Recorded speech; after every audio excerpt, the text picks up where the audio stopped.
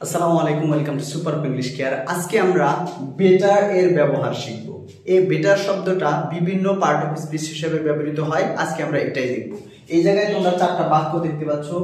এই চারটা বাক্যে বেটারটা চার রকম পার্ট অফ স্পিচ হিসেবে ব্যবহৃত হয়েছে।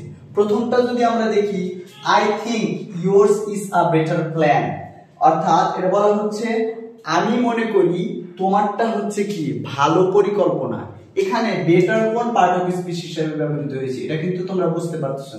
যেহেতু প্ল্যান দেওয়া আছে নাউন, তার আগে এটা রয়েছে কি, এটা হবে অ্যাডজেক্টিভ। তার মানে বেটার প্রথমে আমরা অ্যাডজেক্টিভ হিসেবে ব্যবহার করলাম। এরপরে রয়েছে আই নো হিম বেটার, তার মানে কি আমি তাকে অধিকতর ভালোভাবে চিনি, অর্থাৎ বেশি চিনি। এই ক্ষেত্রে কাকে মডিফাই করতেছে? এই শব্দটা কিন্তু এই যে নো অর্থাৎ জানাকে মডিফাই করতেছে। আমি কেমন জানি সেটাই বলতেছে। তার মানে এটা হবে কি, এটা হচ্ছে অ্যাডভার্ব, এটা হচ্ছে অ্যাডভার্ব।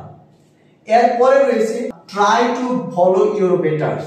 এই জায়গায় বলা হচ্ছে তুমি তোমার চেয়ে ভালো যারা রয়েছে তাদেরকে ফলো করো। তার মানে এখানে কিন্তু কি হিসাবে ব্যবহৃত হয়েছে? এটা নাউন হিসাবে ব্যবহৃত হয়েছে।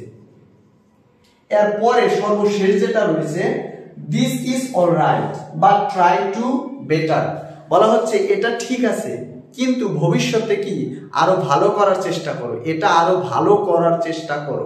এখন এই ক্ষেত্রে টু এর পরে যেটা ব্যবহৃত হয়েছে এটা মূলত ভার্ব হিসেবে ব্যবহৃত হয়েছে। তার মানে আমরা শিখলাম বেটার শব্দটা চার ভাবে ব্যবহৃত হইতে পারে। একটা হচ্ছে ভার্ব, আর একটা হচ্ছে নাউন, তারপরে অ্যাডভার্ব, আর একটা হচ্ছে অ্যাডজেক্টিভ। আর এই চার প্রকারের ব্যবহারই আমরা এই জায়গায় দেখলাম। ধন্যবাদ সবাইকে।